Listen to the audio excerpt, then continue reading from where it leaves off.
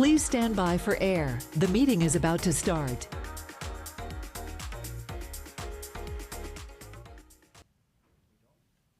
Please stand by. We're going on air in 5, 4, 3, 2.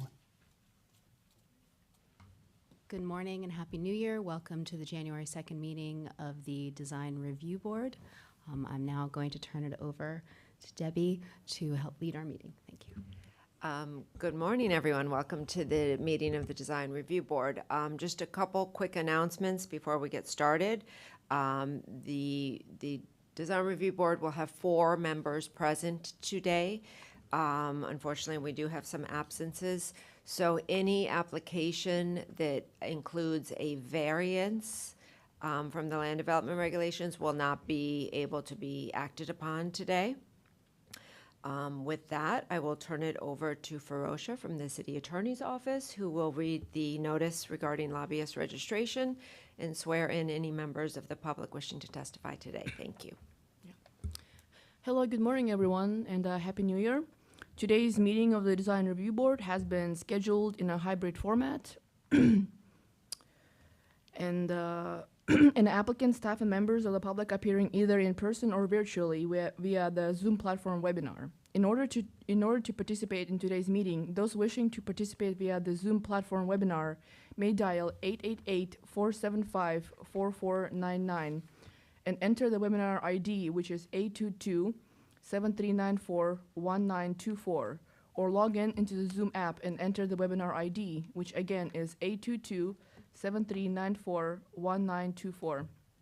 Any individual wishing to speak on an item must click the raise hand icon if they are using the individual Zoom app, or dial *9 if they are participating by phone.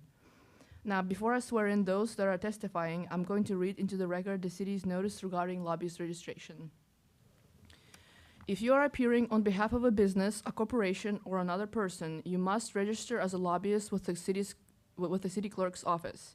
If you haven't registered yet, you should register before you speak to the board. That includes architects, attorneys, or employees representing an applicant or an objector. You do not have to register as a lobbyist in 3 circumstances. 1, if you are speaking only on behalf of yourself and not any other party. 2, if you are testifying as an expert witness providing only scientific, technical, or other specialized information or testimony in this public meeting. 3, if you are appearing as a representative of a neighborhood association without any compensation or reimbursement for your appearance to express support or opposition to any item. That said, expert witnesses and representatives of neighborhood associations shall, prior to appearing, disclose in writing to the city clerk their name, address, and the principal on whose behalf they are communicating.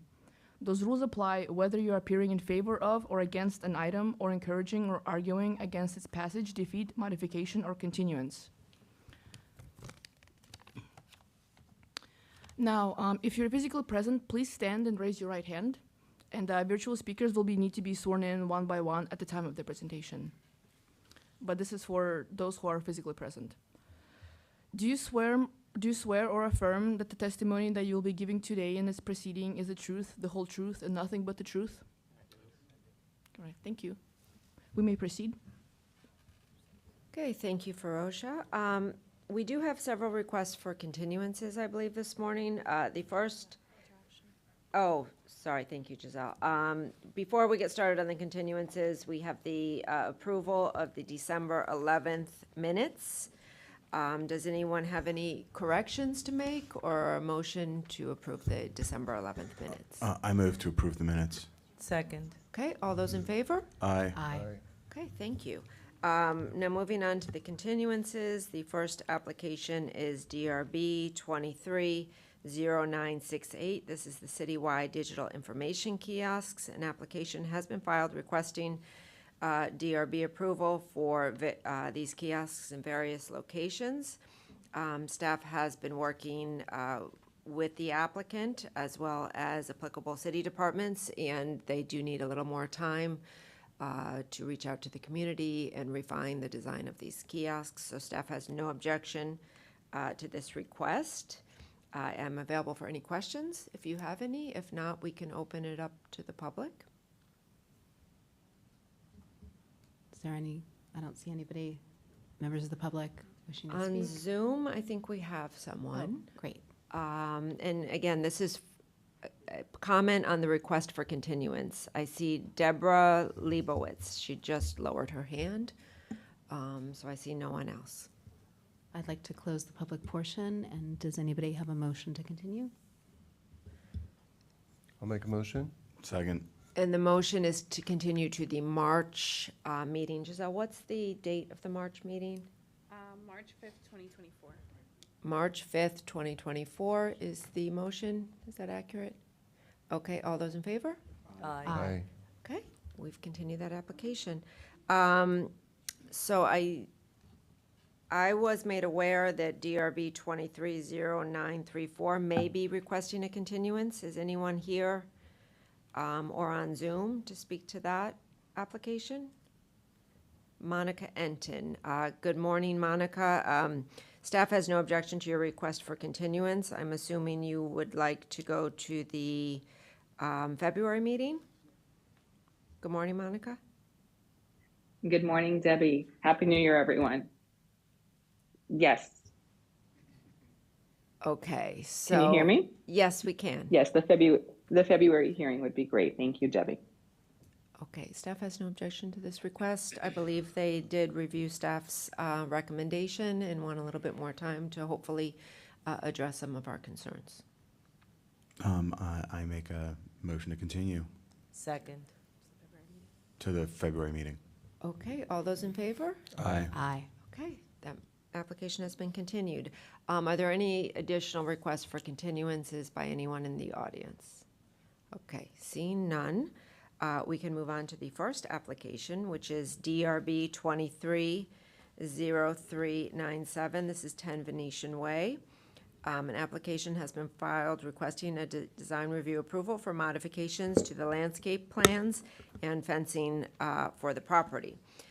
This is really specific to the area where the Baywalk is. This particular property did have a design review approval for landscaping and fencing in 2007.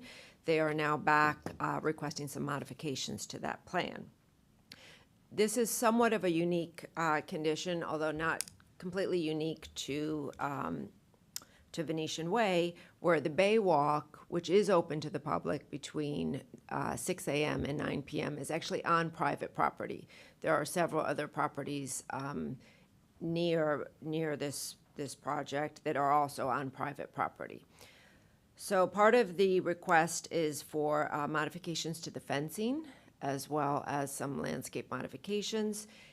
This would be consistent with other properties that have the public access Baywalk on private property.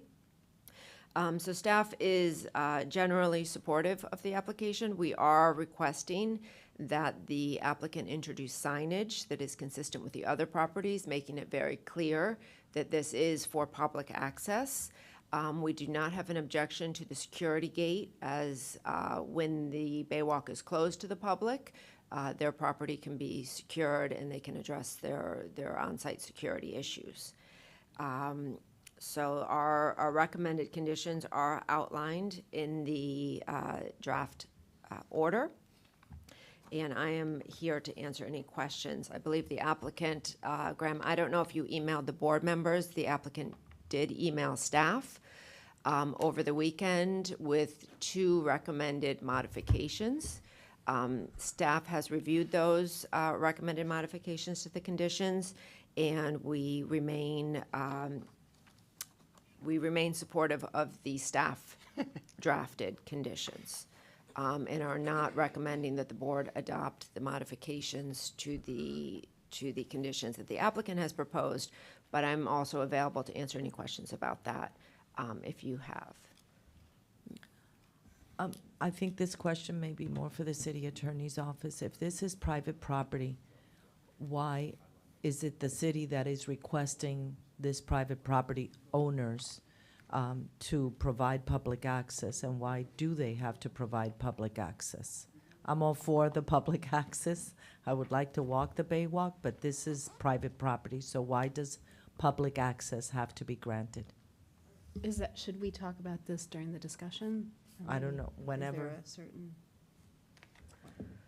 This has, I mean, I think I can, just to the history, this was actually one of the first pieces of the Bay Walk that was constructed. And there is an agreement with a private property owner many years ago that was allowed for the public access.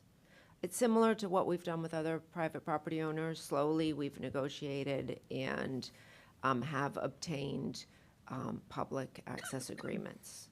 Okay. Morning, everyone. Graham Penn, Burkow, Riddell, Fernandez, Larkin, Tappan is 200 South Biscayne Boulevard. Before I start, I just want to make it, this is for the rest of the agenda, I just want to make it, ask the question, have all the items that require 5 votes been continued automatically to February? Because we had the other, I just want to make that clear, because Mr. Amster from my office is texting me to make sure that's the case. Oh, we did not read that into the record. I did not see Mr. Amster pop up. I do see him on Zoom. We can do that after this. Sure, I apologize for interrupting my hearing with someone else's business, but so, all right, let me, PJ, I'm sorry, I'll give him a second. I'll do the quick intros. Again, Graham Penn, here representing the Grand Venetian Condominium Association. This morning, I'm joined by Tom Wilson, who's the president of the association, as well as Krista Dwyer-Hammond, who's board member, and Christina Quiros is here with us. She'll be back in a minute, from the management company. As Debbie indicated, this application involves landscaping and security changes to this property, including some very important changes to the Bay Walk portion of the land. And I'm going to I'm waiting for Mr. PJ here, because you're so excited to see my slides. I know everyone is.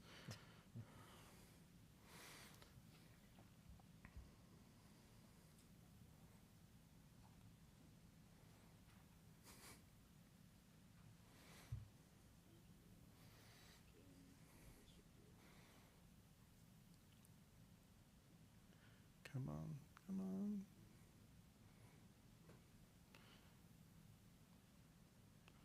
Must I keep displaying it on the second display?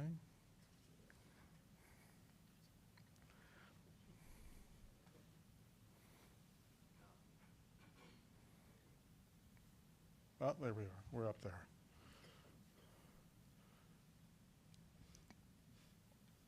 We were up there.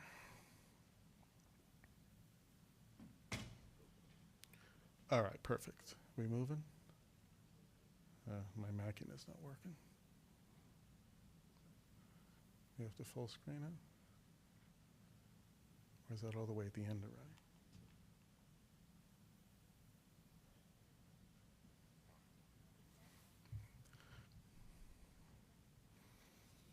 You just feel the excitement in the room, PJ. Everyone's waiting for these slides. The pressure's on, right? It's like in a Mission Impossible movie. This is, you got 30 seconds to hack the computer, or it's going to blow up.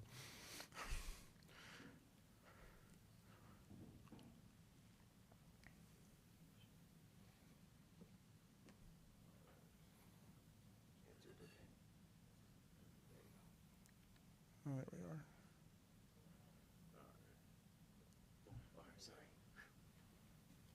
All right, hold on. Now I got to go back to the beginning.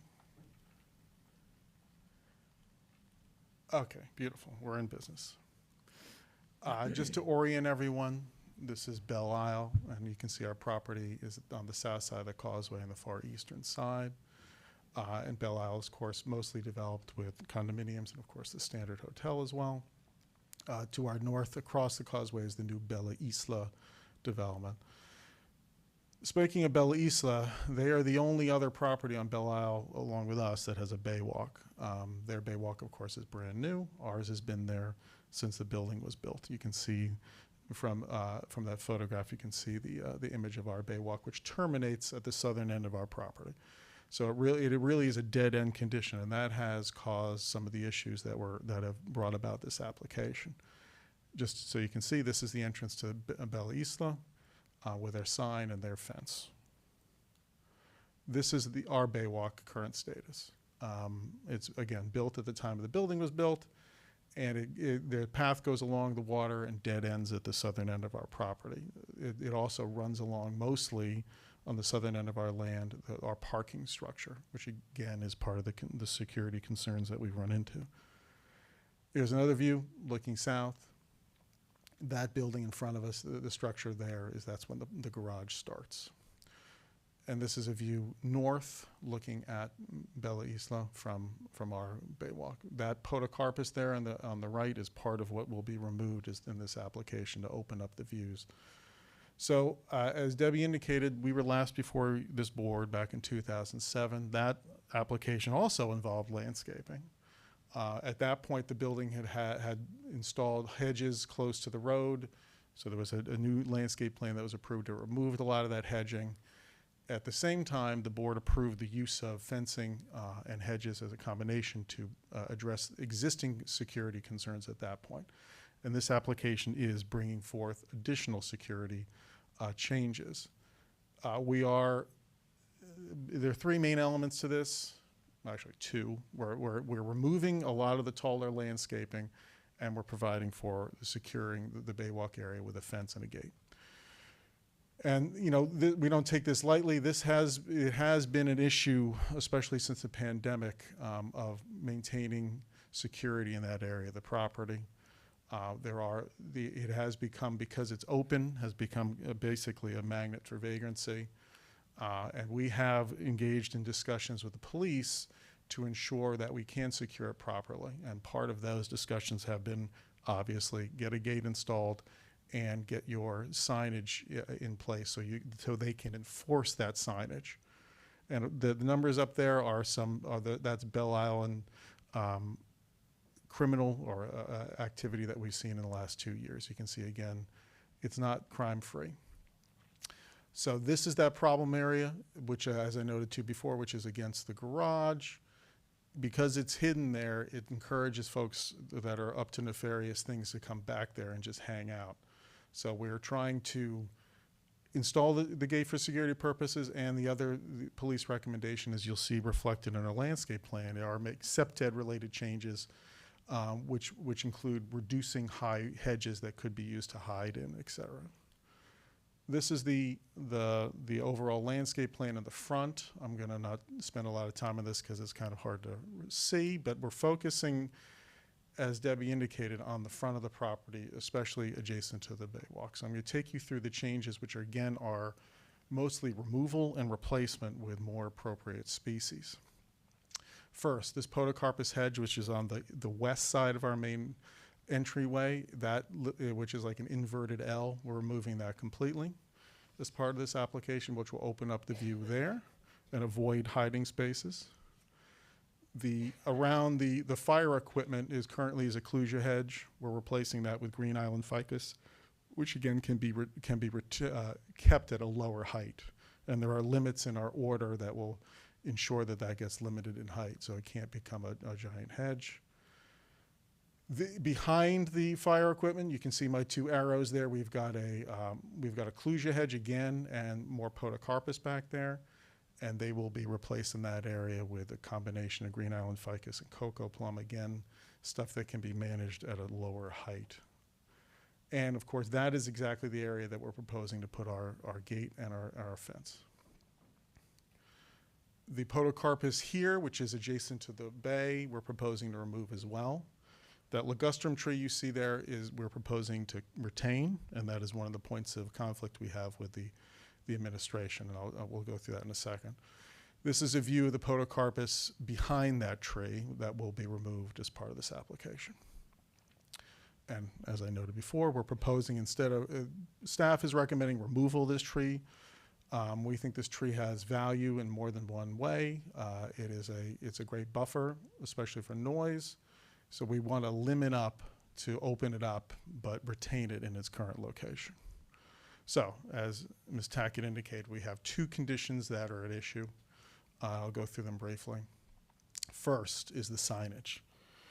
As I noted before, part of the discussions we've had with the police department have been, you need to make it clear to people that are in this area that this is private property, it is not public property. And access can be limited, and people can be removed, and activities can be limited. So this is staff's condition, which basically says that our bay sign or signage that we propose has to be revised to just have the simple language that says public access daily from 6 a.m. to 9 p.m. only. We think that that doesn't go far enough in making it clear to people exactly what they can and cannot do. So what we proposed is to add additional language to the sign, which would be include the top layer and then add in additional language. I think it's easier to see it on this version. So this is what we would propose the sign to basically look like. Of course, in more artistic, we can make the public access portion large, so it's clear that this is publicly accessible property. I don't think this has been 10 minutes. I can't believe that. But we also want to make it clear that it's private property, which will allow the police to enforce the removal of trespassing. We also want to make it clear that there will be video surveillance because we don't want people thinking they can go back there and do nefarious things and get away with it. We want to make it clear that you cannot access boats, which people have done off of our seawall. So no fishing or access to boats. We want to make that clear. And we, of course, want to make it clear that you've got to curb your pets and pick up after your dog. So that is our proposed revised language on that front. So we want to be able to make it clear that we can have that language there. Now, I understand that, my discussions with staff is that staff has no opposition generally to that language appearing, but they want it on a separate sign. We don't necessarily oppose that as long as that separate sign can be located in a very visible area, as in on the fence along with this sign. So we can have two signs here as long as I can have them of equal importance. So this is clear to people, and then the police can be confident they can enforce the removal. If we look just across the street, this is Bella Isla's installed. And I can tell you our sign is a significant improvement over what exists across the street. I'm not going to go into too much detail there, but you can see again that sign isn't exactly friendly. So I think our proposal is meets the goals of ensuring that this is a publicly accessible area during those hours, but also will allow us to enforce and the police to enforce the overall limits. Back to the tree. The tree, the current staff condition is to remove that tree, or actually to relocate that tree. We think there's a couple problems with that. I don't think that this tree is going to really be successfully relocated given how it's grown, and we think it's an important and an attractive addition to that area. We don't think it is a block on the view corridor. We think a little bit additional limbing it up. It will be open. You can see it's multi-trunked as it is. So the real issue with visibility through that area is the podocarpus, which you can see our arrow is pointing to. So we think that that once that's removed, that area will be open. You can see straight through it. We just think that tree really should be retained where it is. So that is what our proposed revised condition would be. Just basically say that tree needs to be limbed up to enhance views and removing the removal or relocation portion. So this is the conclusion. And I know that folks from the building are going to want to speak in favor of this as well. So we would ask for your approval of this application this morning with our revised conditions. We're here for any comments or questions you may have. And I know I'd like to reserve time for at least Mr. Wilson to speak from the building. Thank you very much. Are there any members of the public wishing to speak? Oh, and Graham, to be clear too, this presentation that you gave us, it's not available online. It wasn't something that I saw. It should be now. I mean, and as I'm sure you all know, we received the staff recommendation on Friday before the weekend. So it was difficult for us. We didn't know what the conditions were until that got received, so I couldn't finalize that presentation. Okay. So that's the problem. We're all suffering from, the holiday-itis, and that's why it was difficult. Thank you. Hi, thank you. I'm Tom Wilson, the president of the association, and I'll be really quick. First of all, we have wonderful police officers in our neighborhood.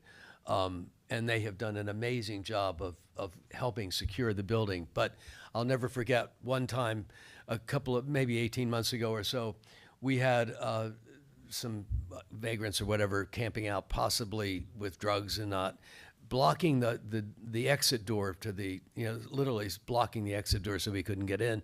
And one of the officers came in and he said, at 2:00 in the morning, he said, "Look, there's nothing we can do. This is public property." And we said, "Well, no, it isn't. There is access, but it's restricted." And he said, "Well, get a gate and put a sign up that says no trespassing." It was that, that clarity, that moment of clarity. And then we also had, as Graham indicated, a rogue kind of charter operation bringing their boats. And one funny aspect of that is people would walk into the Grand Venetian and say, "Where's the coffee?" Well, the Coast Guard, again, wonderful guys, they came and they've had us put signage on that seawall. So it doesn't seem like that is very vulnerable, but that's a very vulnerable area there for people, for whatever. And so we're trying to do that. We have kids in their little strollers, and we have older residents who walk their dogs there, and it's just an issue of that. And finally, if I could be wearing a T-shirt that said "Save the Ligustrum," we think it's emblematic of the quality of the landscape, the aesthetics of the island, and it does not block any water views. You can see right through it, as you could see in that picture. So save the Ligustrum. Thank you. Thank you very much. Any other members wishing to speak? Please come forward.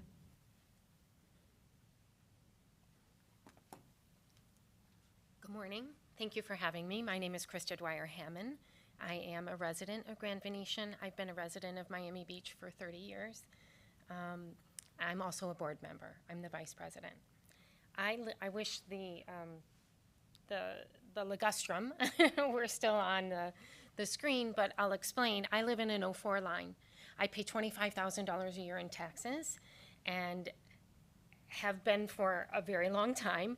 And I feel that the Ligustrum acts as a buffer for noise and wind, especially on the 04 line. The wind gets very strong coming around. I'm on a lower floor, and especially the noise with the construction really is and it's going to get worse over time. So my question and offer to you is, please do not make us move a 15-year-old ligustrum tree that I know if we replant, it will probably die. So thank you for your consideration. Thank you very much. Thank you.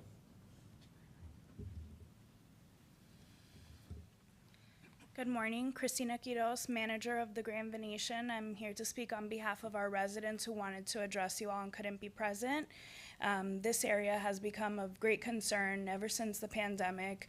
A lot of folks looking for green space found our unique little area there and started kind of camping out, picnicking.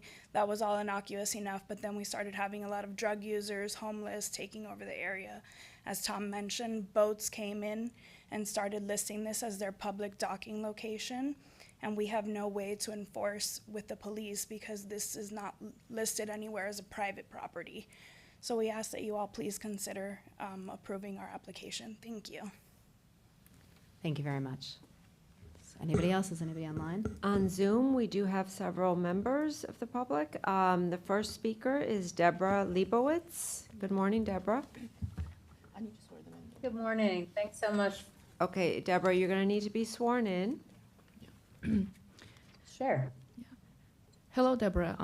Do you swear or affirm that the testimony that you will be giving in this proceeding is the truth, the whole truth, and nothing but the truth? I do.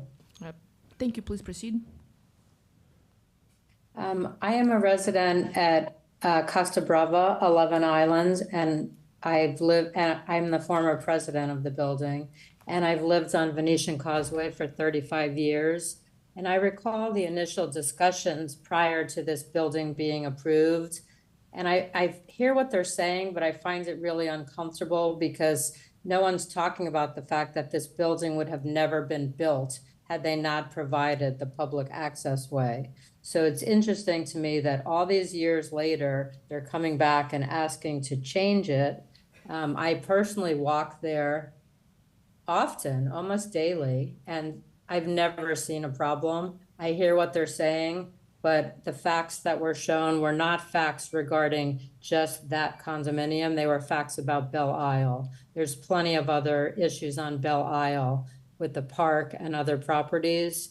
I find it uncomfortable that this would not exist without this public access. So it's easy to say that they're going to limit it and take it away. There used to be a bench there for years where residents and non-residents would sit peacefully and look out at the water, and the bench disappeared. And my understanding as to why it disappeared is because the building didn't want anyone sitting there. And that's during regular hours. So it's one thing to say, okay, we want to protect our safety. I'm all for everyone's safety on the island. I'm very involved in the island. But I find that this goes over and above dealing towards the condos side versus the public. And I don't think that it's fair. I think it's making it non-inviting to members of the public who should and could be invited, who are law-abiding citizens like myself, who have the right to walk there and sit there. That's my opinion, so thank you. Thank you very much. Thank you. Our next speaker is Christina Miller. Good morning, Christina. Good morning. Happy New Year. I'm Christina, speaking you on need to behalf be, of myself. we're gonna swear you in. I apologize for the interruption. Yes. Yeah. Hi, good morning, Christina. Do you swear or affirm that the testimony that you will be giving in this proceeding is the truth, the whole truth, and nothing but the truth? I do. All right, thank you. Please proceed. So I am a neighbor. I'm speaking on behalf of myself. I live immediately south of the property being discussed right now. And like the last speaker, I love actually the green space that this building provides, and I use it regularly. I also love the Ligustrum tree. So to the extent that any trimming even could be minimal to that tree, I would agree with all of the people who have spoken on that tree's behalf. Recently, the Bella Isla gate was added, and that's another, fantastic green space to the north of the Venetian Causeway. That gate is marked for being open sunrise to sunset, but I don't know if it's a management issue, but it's often doesn't unlock when you try it. So I just want to put that in there, that sometimes things that are supposed to remain with public access don't remain as public as intended unless the management of them is carefully overseen. I do appreciate this green space and the Ligustrum. I do have a concern about the location and the landscape plan of where the new gate is proposed to go. On the north side, it's kind of an extension of the building. The gate is running to the water. And here, the gate kind of moves way forward and creates, I think, something that wouldn't be acceptable by SIPTET standards either, which is like a very constricted triangular condition. And I would suggest that the location of the gate be revisited. The way that it's designed right now would make me uncomfortable to even go visit that triangular, which is clearly public portion of the bridge. So I would like an opportunity to, again, because I liked the term holiday-itis, it was, there wasn't a lot of time to respond via email, et cetera, but I would like an opportunity to maybe mark up the plan of where that gate might go that would be more comfortable from the public point of view. And it's actually where a lot of the Kalusia and Podocarpus right there behind the Ligustrum tree, like that seems like a very logical place for the gate to go. But right now the landscape plan has it kind of swooping forward. And I don't know that that lends any additional security to the building. And I think it would actually create a less comfortable condition north of the gate. So I'm in full support of, retaining the Ligustrum, and I'm okay, I guess, with the gate going in, if it's open when it says it will be open, because I do enjoy that space, and I see over time things that are agreed to be public becoming privatized just in my general life. So I hope that that space does remain accessible to the neighborhood, because it is a wonderful, wonderful space. But I'm concerned about the location of the gate. So I would, if staff could look at that again, or if the board could look at it again, I really think it should be aligned or a continuation of either the long line of Royal Palms or where the Podocarpus is, but I don't think it should be moving north from the line of Palms and Podocarpus. Sorry, I'm stumbling over the Latin. Thank you. Thank you very much. Our next speaker is Nordy Cohen. Good morning, Nordy. You need to be sworn in. Good morning, Nordy. Do you swear or affirm that the testimony that you will be giving in this proceeding is the truth, the whole truth, and nothing but the truth?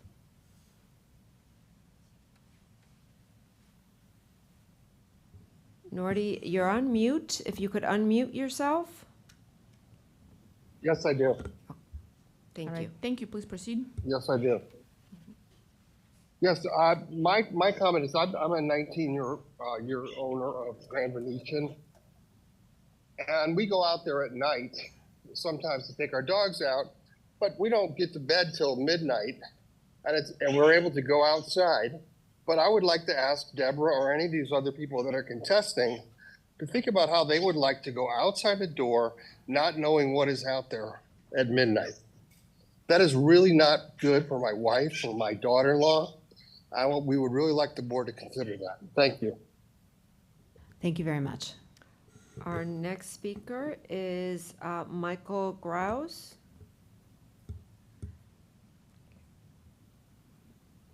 Michael, if you could unmute yourself and be sworn in by the city attorney's office. Hello, good morning, Michael. Do you swear? Can you hear me?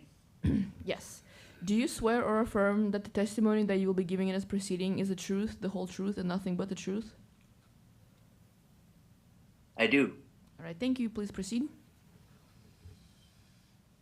Good morning and Happy New Year. I'd like to thank the board for the time that they're going to commit over the coming year to this important service. My name is Michael Grouse. I live at 16 Island Avenue, which is one building away from the Grand Venetian. I first became aware of this concern when I was walking along the property, which I do many times a day, and there was a big new sign that said private property, residents only. And I was shocked by that because I do like to walk down there. And so I contacted the city, and in reviewing historical documents, found out that they were not in compliance with their original DRB order, which said that they had to have a sign, much like is being proposed now, that said that the public was welcome during the daylight hours. And so they took that sign down, and now they're coming full circle to doing things the proper way, which I'm glad to see. I don't actually have any issue with them putting a security fence up like Bella Isla has. I think they have valid concerns, but I do think they need to work with the city and be in compliance with all the DRB orders. And I want to make sure that the city staff vets that carefully, because in looking at some of the historical documents, there was at one time a request or a requirement the DRB had for 6 mahogany trees 14 foot tall to line the sidewalk on the north side. And those are obviously not there. There was an order given to consider the landscape palette, variety of plants, large plantings on the north and west side. And again, I really don't see any of that. All I see is monochromatic green hedges that are probably over 6 foot tall, which is not allowed. And I think it's very unfriendly. And again, since council brought up Bella Isla's example, they have lovely plantings, very interesting, different colors, blooming plants, much more interesting. So I think that the DRB should take this opportunity to make sure that the Grand Venetian is in compliance with the requirements of their previous orders, and even if they're able to impose some new orders so that we can see some color, some interest, and some inviting to the public as they walk along the sidewalk there. Thank you very much. Thank you.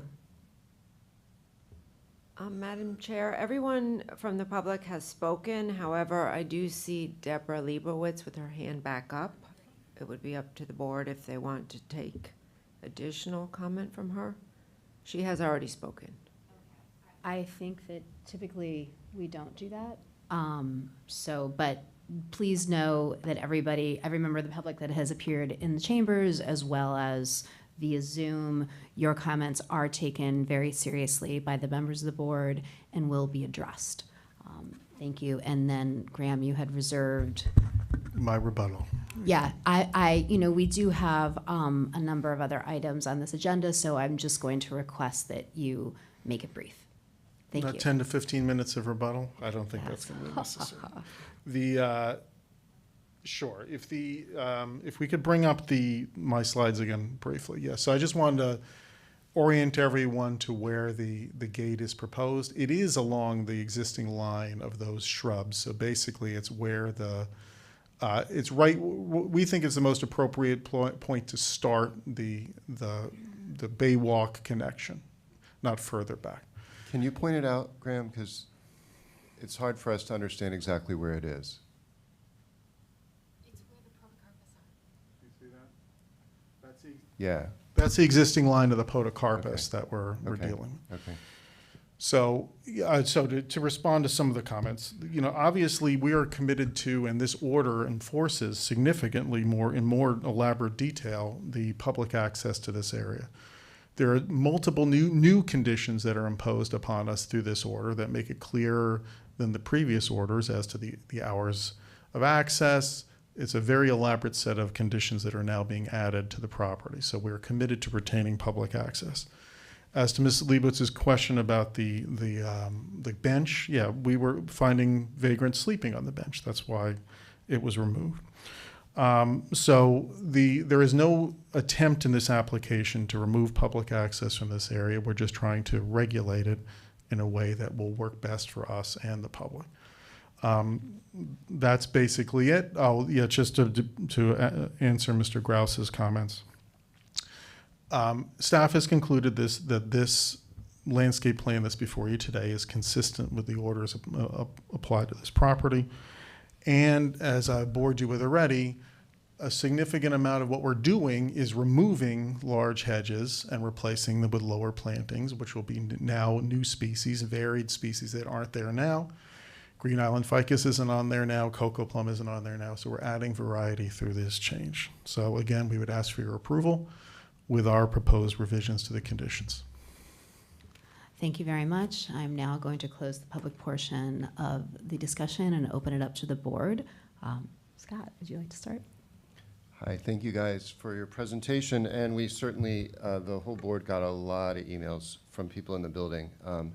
And being a resident on the island for almost 20 years, I know the issues that you've had. And so I'm supportive of the gate. I have a few questions. I want to make sure none of the big trees against the parking garage are being removed, correct? The tall trees? Okay. So let me just go through the list because we've gone through all this. I don't want to drag it on. 2 signs, I think, is ridiculous. We have such sign pollution on the Venetian Causeway. And so I'm supportive of the 1 sign with the language that the applicant asks. I think it's also ridiculous to remove that tree and try to replant it. The one thing I will say, though, the last guy, Michael, that called, I am shocked that you guys didn't address any of that bare lawn that's been there for years. I think I remember at one point there were oak trees planted there, and they disappeared. I don't remember. It was years ago, 15 years ago maybe. But that is the one strip of sidewalk in the whole neighborhood that has absolutely no shade from the bridge to the end of your property. The city took away the trees in the swale because of a gas pipe or something. And so I would be willing to approve everything, but I really think you guys need to take a look and address that bare grass that's just there. It really is just unfinished, and I can't believe that with what the city requires that they let you get away with that for all these years, because it's a lost opportunity. It's just plain grass. There's not one tree in that whole area. So I would really ask you to look into that and get some some shade trees along the sidewalk. I don't know why you guys have never addressed that, but I think that would make it much more inviting and probably keep people from crossing across that lawn to have some things. So I also, I don't love the idea of removing the shrubs. I hate removing things and not adding things. So I'm a big supporter of adding more plants, taking away less, and I'm fine with the gate. And like, again, please, one sign, because you go down the causeway and you see pedestrian crossing ahead, pedestrian crossing here, bike lane here. It's like insane the amount of signs. So to have them put 2 signs is, I think that's just a total waste. So thank you. Thank you very much. Myra? Yes, I'll just touch briefly on some of the points. I am in favor of keeping the ligustrum. I did pass by there, and I find that the green canopy of the ligustrum is above the height of vehicles going by, as well as a person going by. If thinning is required, then so be it. But I can understand that that is a buffer for noise from the Venetian Causeway, as well as maybe other potential construction going on, and even the winds. I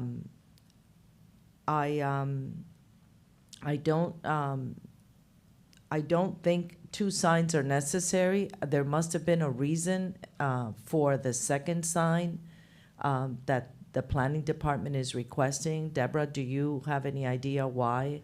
So the idea was, we don't have an objection to the language that Graham is requesting about it being private property and alerting people to that, including our police department. We wanted to be cautious for members of the public by putting that on the same sign as the hours of operation, to avoid confusion for members of the public, so that they would not think that it was restricted and it was not open to the public. We thought there may be some confusion putting that on one sign, but obviously we respect the opinions of the board. I do agree that there is sign pollution in the city of Miami Beach. Wholeheartedly agree with that. So it's up to you. We were just trying to avoid confusion and make it very clear that this is a public access area between those hours. I am in favor of the sign that they are proposing. It talks about language concerning the care of your pet, which is something that we have citywide. We also have private properties having video cameras to see what's going on in their private property. Access by boats has been a problem, including on the Julia Tuttle, where these boat companies have been docking, and that is not acceptable. So I can see them having a problem with that. I am in favor of just one sign. All parks, by the way, are open sunrise to sunset, and that's basically the hours that they are proposing. And I think the sign is explicit that it is public access during certain hours. I believe that based on the order and the report from staff, the existing landscaping plan that is there is in compliance with the original order that was approved. I hear what you're saying about landscaping. Is that the swale area, or is it on private property? It's private property. Again, I go back to, I don't know how the city ever allowed it, because they require a certain amount of trees, and that they really have a dearth of big trees in the front of that property. So all the other properties in the neighborhood have big shade trees along the sidewalk. There used to be swale trees, and the city had to remove them because of a gas line, from what I understand. So there's zero shade over there. Mm-hmm. And that's why I propose that we add that. I mean, I don't have an issue with that. I don't, I think that if an order was prepared and they are in compliance with it, that's one thing, and I would leave it up to the condominium association to decide if they want to add additional trees. I think he brings up an important point about shade, but certainly you obviously meet the revised order, or the order that was approved. That's all. I do I am in favor of the revisions proposed by the condominium association. Thank you very much. I think Scott does make a very good point that area right there is very open, and I can't help but think that there are, in addition to a gate and a fence, there are also friendlier ways to maybe make it not look so inviting. Even driving past, I've often wanted to walk over there, and that having trees or having something would be a great solution that would have multiple public and private benefits. So that's definitely something that I would really encourage you. And you're right, I'm surprised that they haven't created a barrier there. I don't know if it's something, with the residents or whatever. I also would prefer one sign over two. I would like it, the Bella Isla sign, it is really nicely designed. It's a very pretty sign, and the one that you're presenting is very basic. It would be really nice if you could, you have this very high-end condo. It would be great if you could put a pretty sign. I wonder if one of my concerns is I don't quite know what we're getting here in terms of what the gate and the fence will look like.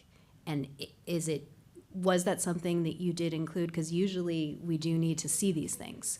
Was that something that is in your application? There's an image in the set. Let me see if I can get there. And there are conditions that require it to be metal picket in the order. So we're agreeing to those. Let me get to the. Does this one have this one doesn't have the set in it? God darn it. Sorry, I don't have those plans in front of me. But it is a metal picket, and there are conditions in there as to the height, et cetera. So we had no objections to it, and we'd actually already filed a building permit. What color? What I don't know what a metal Christina. picket is. Hi.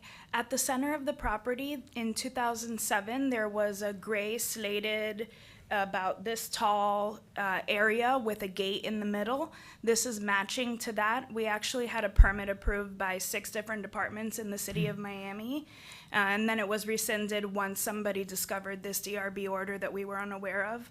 So it does match the existing gate that is already approved on the property. Gray slated about this tall across. So it's not good, because the picture that you showed us of the Bella Isla fence, it was this giant black fence. It's not the gonna one be across that. the street is very different from what we're looking at installing. Ours is coherent with what is already existing on property. And it's going to curve around the entire, the sort of walkway? It's Is a that- straight line from, I don't know if the photos are here. Graham, I don't know how to use your. So there's, yeah, so if you see the hedge line behind that FDC sign there, it continues right along that hedge line over to the water. So the podocarpus behind the ligustrum would be removed and the fence would go in that location. And so the fence isn't going to continue onto the building, it's going to be blocked by the hedge. The hedges are going to be used as As a essentially continuance fencing. of the fence, correct. Okay, and you said it's going to be silver, gray? It's a gray tone. I wish it showed in this photo. It's a silver gray color that matches what is exactly on the, I guess, west of where this is showing in this photo. And you said it's going to be 4 feet tall?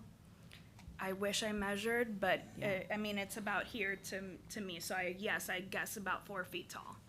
Okay, just, because like I said, usually that's something that, the board and staff requires, so, we know what we're getting here. That's not really tall enough, by the way. Yeah.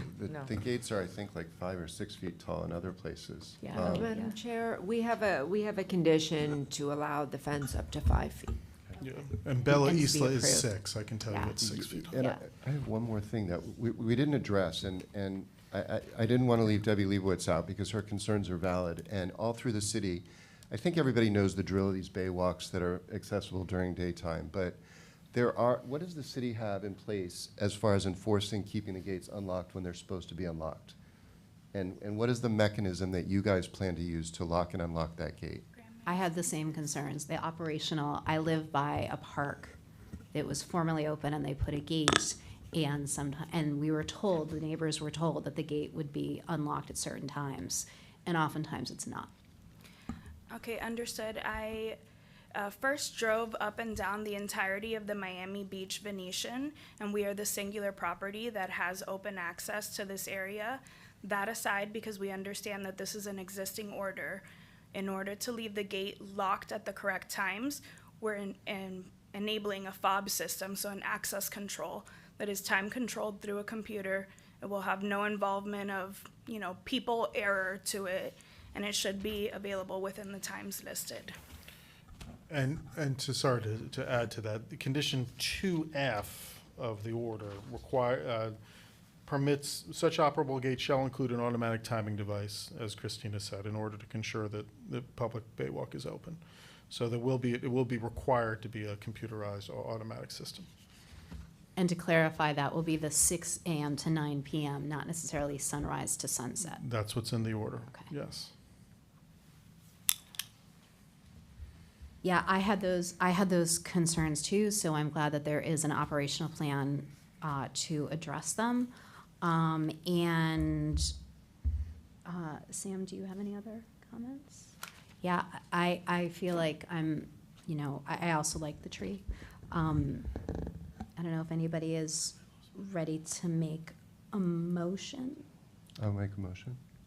I'd like to motion to approve DRB 23-0937 with the following conditions. We can use one sign as per the proposal of the applicant. Would say do not remove the ligustrum tree. I would like to say make sure the gate's unlocked properly. And the landscaping, I'll go back to, I don't know that the original landscape plans are followed. I don't know where they are. I don't know who has access to them. But rather than going to that, I would say I would have the applicant work with staff to put shade trees along the perimeter of the green space from the baywalk to the driveway, so that you have some green space there. I mean, some shade trees there. I actually also, I'm sorry, I had a question about the landscaping. Our landscape architect isn't here, but maybe staff can address this. I was under the impression that ficus are not as hardy or not the preferred choice over Colusia. So there's different types of ficus. The Green Island ficus, which is what the applicant is proposing, is very hardy. It also does not grow 15 feet tall like some of the other species of ficus does. So we're comfortable with that. It doesn't get white fly. Correct. Okay, that was the concern. Thank you, sorry. So was there any other friendly amendment? So to recap, the friendly amendment is to approve the application with under condition with the one sign that says specifically 6 a.m. to 9 p.m. I would like to add that has to be reviewed by staff before it's installed, and then it needs to be mounted on the gate or immediately adjacent in a very clear, obvious manner. That the trees, the ligustrum tree stays, but the other landscaping is approved with, do you want to make it a condition that they need to add shade trees at the front? I would like to make it a condition. Okay, I can support that. Can I just add something? Mhm. If we make a condition, we don't know what is underneath that area. Obviously, those trees were removed because of the gas line, and we don't, you may know if there's electrical wires above that area that restrict either because of what's underneath the ground or above the ground, any kind of plantings of any significant size. So I think we leave it up to staff to look at this and see and work out with them if something can be planted in that area that can create shade without interrupting existing piping of gas, electrical, what have you. Is that Madam acceptable? Chair, I have a recommended kind of modification. We could say, the board could say, that shade trees shall be introduced along the northern portion of the property to the greatest extent possible. Right. Subject to the review and approval of the city's Public Works Department, Green Space Management, and the Planning Department. And then we will, look at any infrastructure that might be impacted. I'd be amenable to that. Yeah. All right. I second the motion with the friendly amendments. Okay, let me call the roll. Mr. Sheldon, Aye. Ms. Buttercaboli, Aye. Mr. Diffenderfer, Aye. Ms. Giller Nelson. Aye. Okay, congratulations. Thank you again. Happy New Year. Thank you. And just as a question, because it seemed like some of the conditions that are on the sign for the Bella Isla are not maybe following the code. What's the repercussion there? I'm not sure what was approved for that sign, but I think it's something that we can take a look at, and if they've installed a sign that's not approved, code compliance can certainly issue a violation. Or even with the operational locking it at certain Yeah. times when it should be open? We'll take a look at that, because those good points were brought up today about that. Right, and if there's concerns from residents that do use the space in good faith, that they're now being locked out of a publicly I think negotiated area. city-wise it's an issue, so I think there needs to be Yeah. a more holistic Yeah. approach to that. And I know it happens on the Bay, or the West Avenue Correct. Bay Walk too. Okay, thank you. Okay, thank you, everyone. We can move to the next application. Well, actually, before we start that, let's get Matt Amster out of here, out of the Zoom world, which is a request for continuance. This is DRB 230958, 428 South Hibiscus Drive. This particular application is a single-family home, and they are requesting variances. We do not have 5 members present today, so we are recommending that this application be continued to the February meeting. We don't really have a choice with this one, but I see Matt Amster is available. Matt, would you like to address the board? Good morning and Happy New Year, everyone. Simply just wanted to ensure we're continued to the February meeting. That's all. Great, thank you. So do we have a motion? Was this not already continued? I move to continue this application to the February meeting. Okay, Second. all those in favor? Aye. Okay, we'll see you in February, Matt. Okay, so the next application, Giselle? The next item in the agenda is DRB 23-0931, 24 Palm Ave. An application has been filed requesting design review approval for the construction of a new 2-story home, including one or more waivers. Okay, thank you, Giselle. Again, this is a new 2-story, single-family home on Palm Island.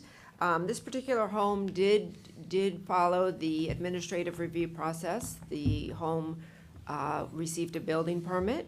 Subsequent to obtaining the building permit, the applicant did make some modifications to the home. When the planning department reviewed those modifications, we realized that it would trigger a waiver from this board, and that's why it's here before you today. This particular waiver is specific to the side yard elevation. Any side yard elevation that exceeds 60 feet in length is required to have a very prescribed courtyard type area, so a notch with a certain dimension.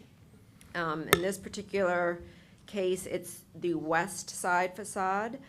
This house is proposed to have a 109-foot, 8-inch long facade that the city would require to have that courtyard that would be at least 8 feet in depth from the required side yard. This particular home is set back 3 foot 5 inches from the required side yard setback, so it's set back additional than what is required. It does have a notch with an additional 5 foot 2 inches along the second floor. Staff had, not me specifically, but Michael Belush, I believe, has been meeting with the applicant to try and make some improvements to this west side of the building. That included the introduction of additional fenestration, which was not part of the original proposal. We think that is a significant improvement and really helps to break up that portion of the property. And we are supportive of the waiver. I am available for any questions if you have any. Thank you. Thank you. Please begin. Rafael Portuondo Perotti Architects.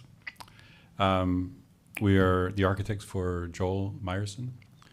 And we've actually been working with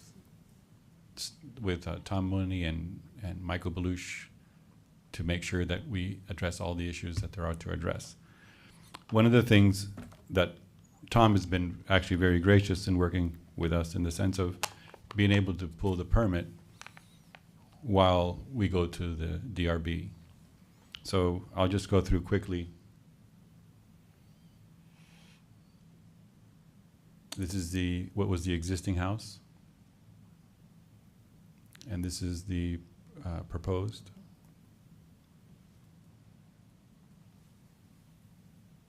So one of the issues that we were dealing with was, let me see, is there a pointer here?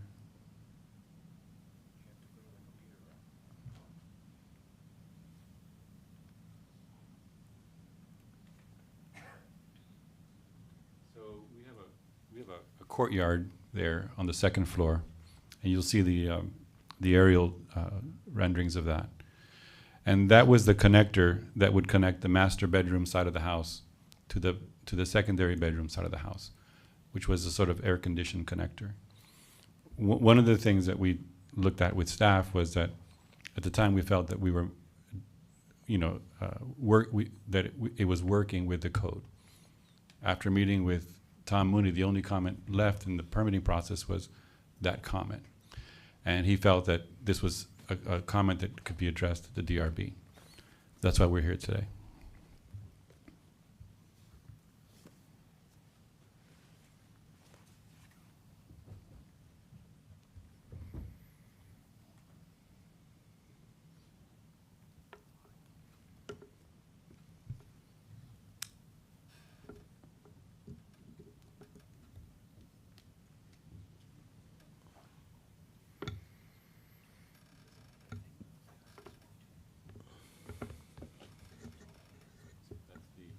That's the area of the connector there. No, just pointing out to the issue at hand. You can actually take that microphone and go in front and show us exactly what you want us to focus on. Because I can only speak for myself, but I'm very confused as to the area that you're asking us to consider. Let me help you. That's all you have to do is this.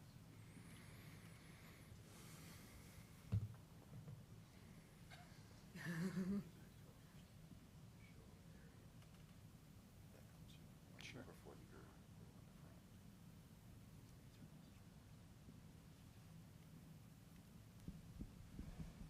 So the area that we're looking at, which is actually stepped back, is this. During the original permitting process, this was an air-conditioned gallery that connect actually the master bedroom side of the house to the secondary bedroom side of the house. In talking to Tom, what he said was, without the doors, we're to code, and with the doors, it would have to be stepped back further. So he was comfortable with us moving forward with the permitting process, subject to coming back to the DRB.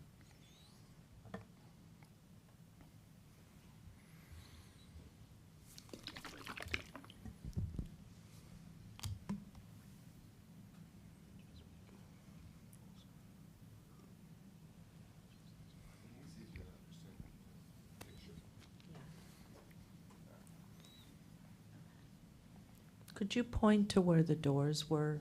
There's better pictures. So here we go. Not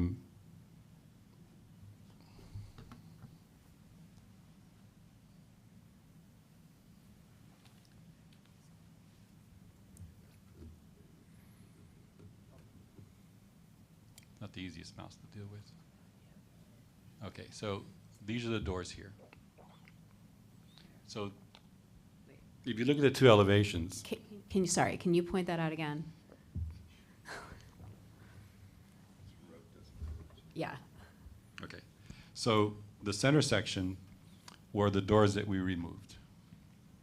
The reason we're here is because we want to add those doors back in so that we can connect the master suite of the house to the secondary bedroom suite of the house. In working with Michael, we also added the two horizontal windows to each side of the center bay. So that was part of the discussion with Michael in regards to. Wait, so that section that says 28 or those are doors or those are fixed windows? Fixed windows. And so where do you want to add the doors? There's fixed windows on the outside face and sliding doors on the inside face. The inside face is a second floor courtyard. And there's renderings that are going to show that a little bit easier.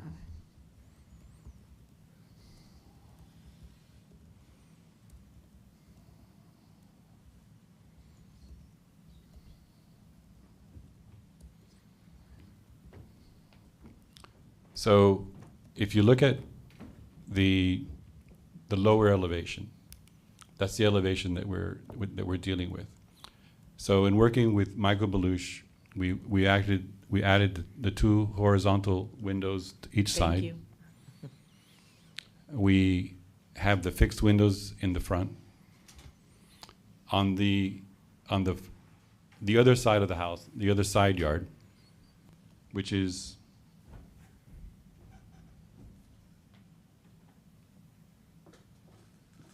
these here, which is on the other side. There's another series of windows that we added in. On the lower section of the house, we added a exposed concrete to differentiate the two elements that stick out on each side. And all this was part of working with Michael to make sure that we address the aesthetics of the house.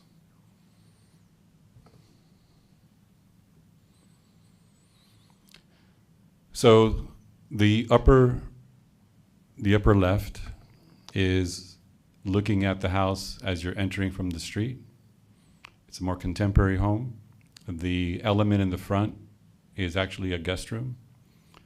The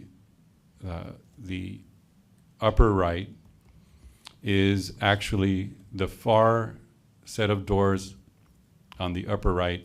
That's the second floor courtyard. So you have on the right-hand side where the louvers are, the kids' bedrooms. On the left-hand side where the louvers are is the master bedroom. From the railing to the sliding doors, there's probably 20-something feet.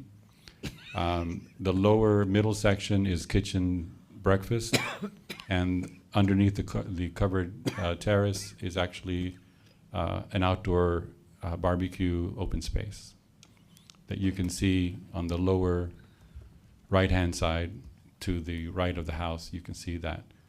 The sliding doors to the left on the lower level are the family room. And then the second floor all the way across is master bedroom, master bath. So one of the things that you'll see here is on the right-hand side, you'll see that there's an interior court. There's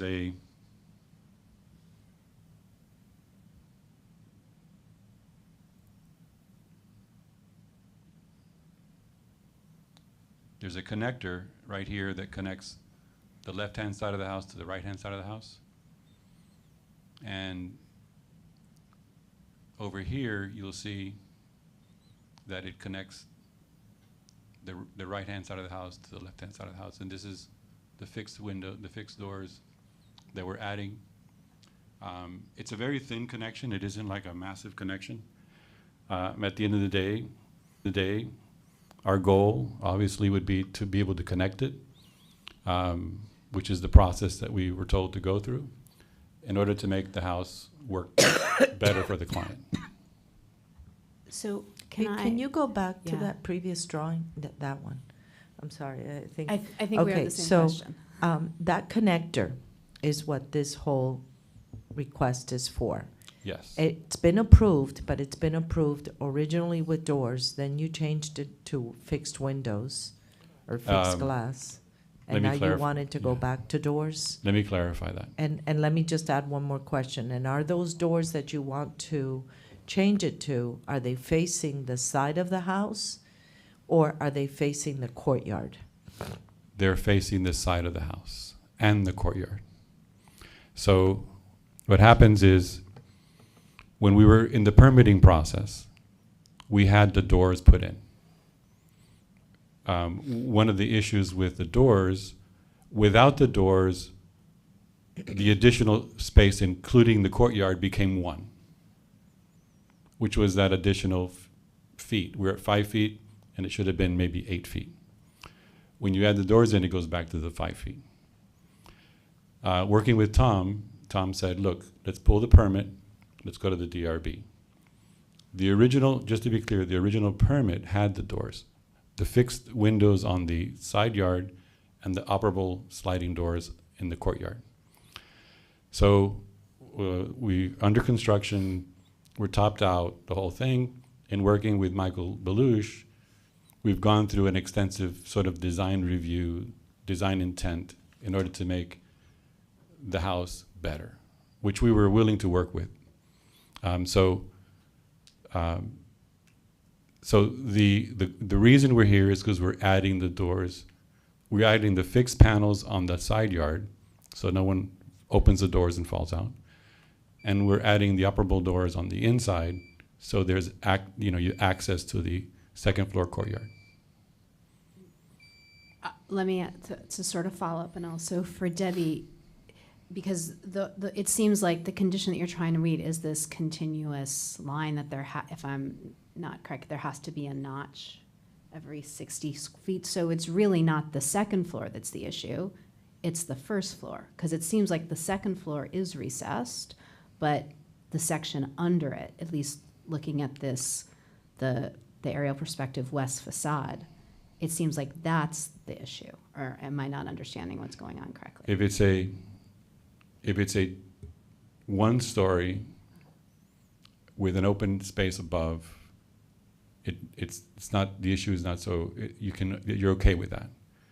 Once it's 2 stories, it has to be contiguous up. Without the doors, it would be like a breezeway, which would be open. So then this, and I guess maybe this is more for Debbie, as it's designed here, this does not meet the requirements? It does not. It does have a notch, you're correct with that, but the notch is just over, I think, 5 feet, where it would need to be 8 feet. And what you're saying is that's not wide enough for access between the 2 wings of the house? Correct. Because of how you've laid out the rooms internally? Correct. So if you wanted to, you could push it back a few more feet, but you've laid out the rooms in a way that's not going to work. Correct. And you've already started building. We're already topped out. Right, which is usually why people come to the DRB first. I'm not disagreeing with you. Okay, I just Right. want to, because the presentation was a little confusing, and I think we were, but now I understand now. Do you understand? No? No. It's still a little. I think that's also why, because usually it doesn't. It's a little bit out of order, and it's. I'll tell you something that's positive about this whole process. The permitting process took forever. And I came to talk to Tom, and I said, look, how long is this going to take? We've got comments after comments after comments after comments. We went back multiple times for each of the divisions. He said at that point, understanding the process, he said, this is what we're going to do. You're okay with everything except for this. I'm going to approve it so you can start construction, but you need to go to the DRB for the waiver. And I agreed to that. And so I think it was a conscious effort to do something positive to help our client out and us out. And that's why we're here today. And so it was something that was discussed ahead of time. And how long have you been in construction? 7 months, 8 months. So, Debbie, can you explain to me exactly what the issue is? So I was not involved in a lot of those discussions. However, what the issue is here is really that notch. So On the first or second floor? On both. They do On have both. a notch on the ground floor as well, but again, that's about 5 feet. Yes. So they are, the land development regulations without the waiver require them to increase 8 that feet. depth. To 8 feet. Correct. On the first floor or on the second On floor? both. On both, It would be the first floor, but it would need to be open to the sky. right. And I do want to point out that, you know, although this is, you know, somewhat uncomfortable, right? Because when construction has already happened, you know, it's a difficult situation. But this did give us the opportunity to work with the architect to actually make that elevation much better than it had been approved on the permit in terms of adding additional fenestration and a material change. We do think that the architect agreed to do that, and it results in a much better elevation. But wouldn't he have had to do that anyway through the process, the standard procedure? Maybe not to the extent that Correct. that he did it after our discussions, after discussing with planning staff. I should say, I feel like maybe we've gotten a little bit ahead of ourselves. Are you ready for us to start our discussion more, or do you have more to add for your presentation? The only thing that I would say, if we go back to the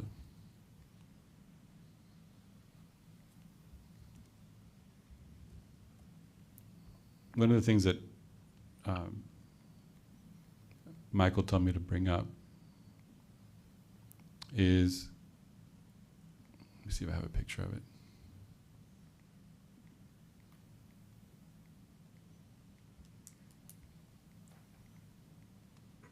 The house to our left, to our right of our entrance, is basically a house that it's basically one long wall. So contextually, we have two homes that have the same condition. And so it's, you know, in terms of neighborhood, in terms of assessment, we have the same issues on both sides. So it's not like we're creating a problem for them and they're creating a problem for us. It's basically the same condition on both sides. His courtyard is on the opposite side of his house, and our courtyard is on the opposite side of our house. So in that case, it was, you know, it was a situation where contextually it's good. It's a good situation.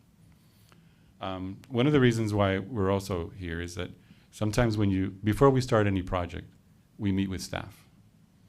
And we go through each of the items and we proceed with those kinds of things. And sometimes when you meet with staff, you don't get sometimes the clear answer. Sometimes that answer gets overruled by other people. And in this particular case, we worked with staff. We did what they wanted. We went into permitting. It was flagged in zoning. We explained the situation. Listen, we went through everything, and they said, well, we're sorry. That's not the way it works. You know, it was the wrong advice. And so it's been, from that point forward, once we talked to Tom, there was a path, you know, to move forward. And I would say between Tom and Michael, they have pushed hard to make the design better, which we were okay with. The client was okay with that. And we thought that we've been working as a team in a very positive way. And so I commend the City of Miami Beach, and I think we can commend ourselves for working together the best way possible under the circumstances. So that's why we're here. Thank you very much. And it's good to hear that it was a positive experience. Are there any members of the public wishing to speak? Anyone here, online?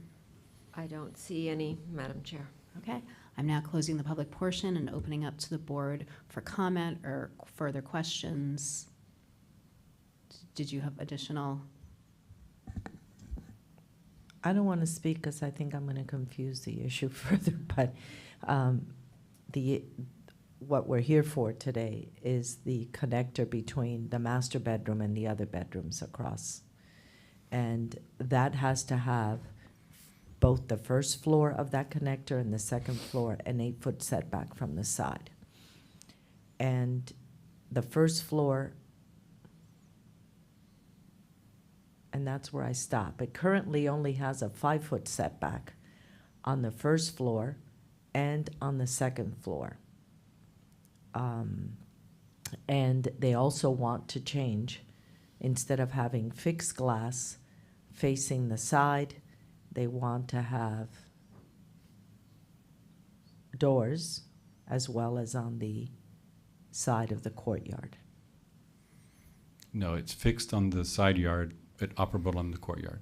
Okay. Open on the courtyard. Which isn't Okay. going to affect the neighbor because it's inside anyway. Right. So now that they want to put in the doors, the 5-foot setback, that the 8-foot setback, they can't adhere to because it doesn't leave them with enough space to walk from the master to the front area of the house.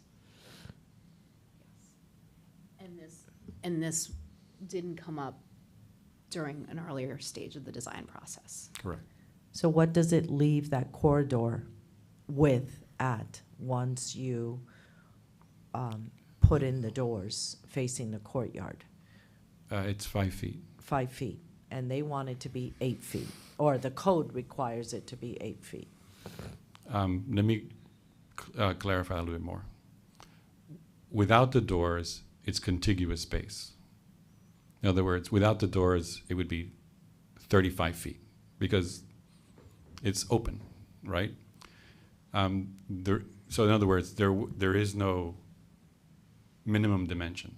Like, so for example, if you're on the second floor and you have to go back 8 feet, we would be more than that because we would be going back all the way to the next guardrail, which is on the other side, because it's open. Once you add the doors, we're at 5 feet. In other words, because the facade ends up being a static, specific dimension.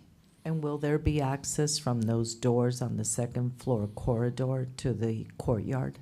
Is there a staircase? There's 2 staircases on each side that open up to that gallery that connects both sides. There's a stair on the master bedroom side and a stair on the secondary children's bedroom side. But how do you get from those doors facing the courtyard to the courtyard without going into the master bedroom or into the children's rooms? Can we put back the drawings?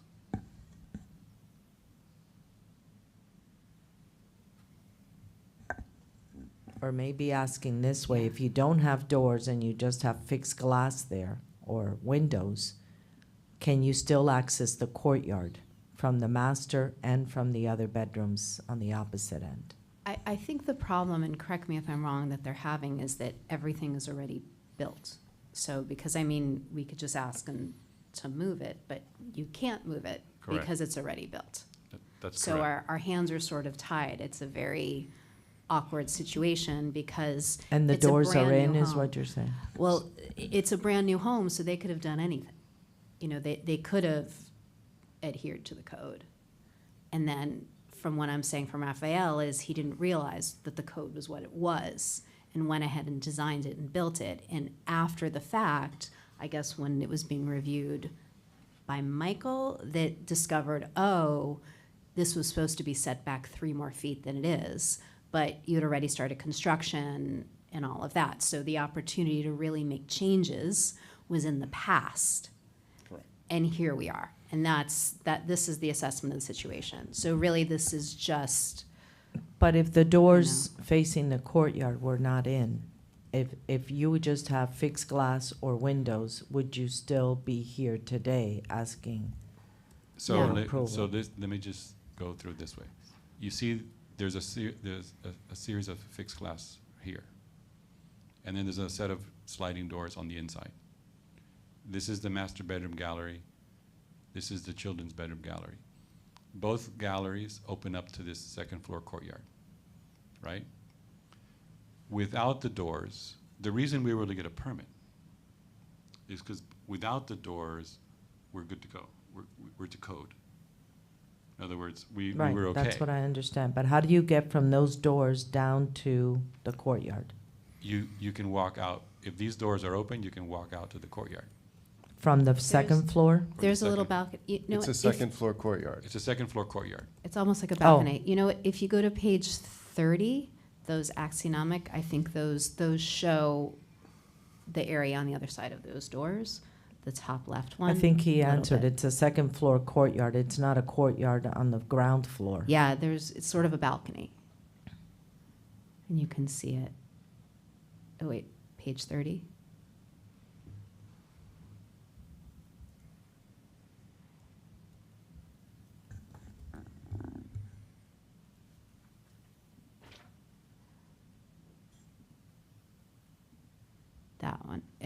I don't know if you can zoom in, but if you want to look at it, Myra, on your, it's small, but.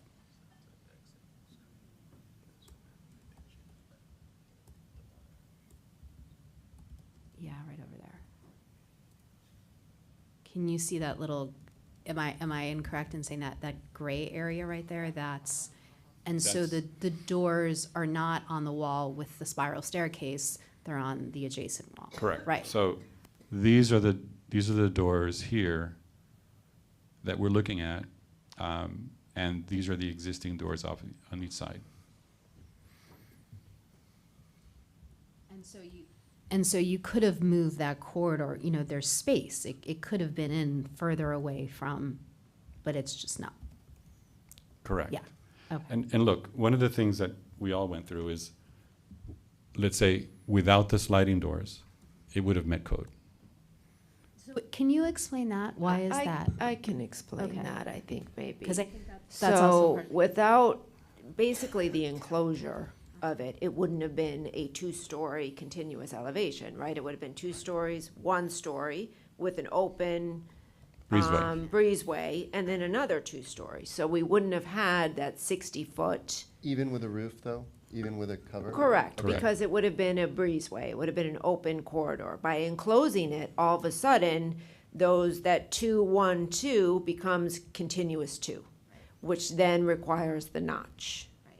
It makes sense to And the enclose plan, it. right, the Yeah. plan, although they have a notch, it doesn't meet the minimum requirements of the code for the notch.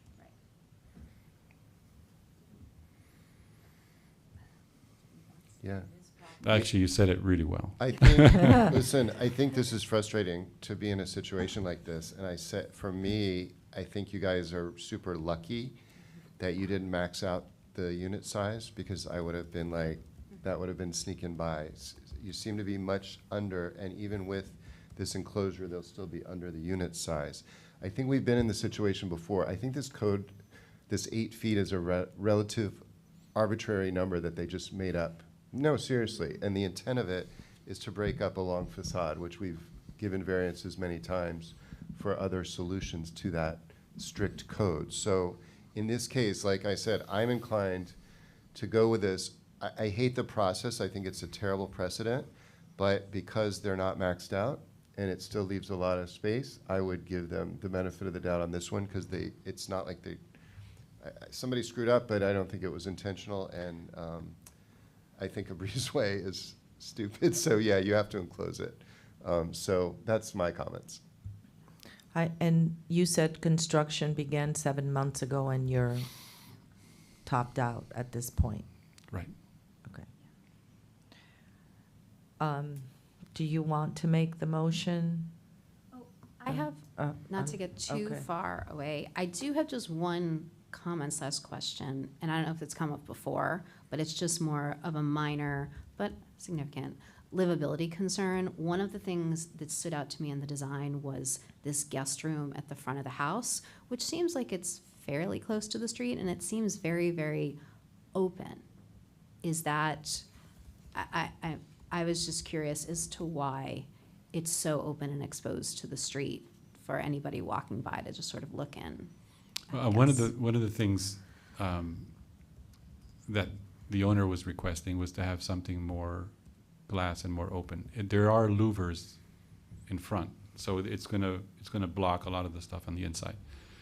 He doesn't really know 100% if it's gonna be a guest room. It might be a gym, it might be a game room.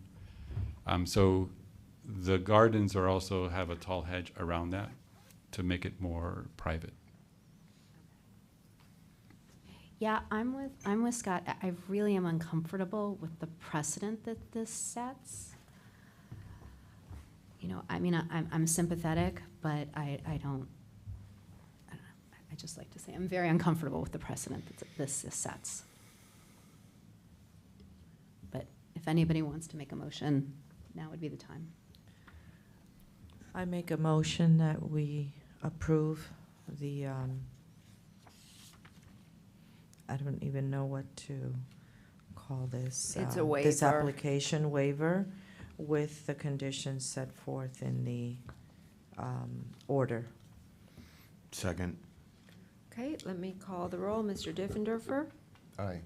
Mr. Sheldon, Aye. Ms. Buttercavoli, Aye. Ms. Giller Nelson. Yes. Okay, Thank you very much. You're welcome.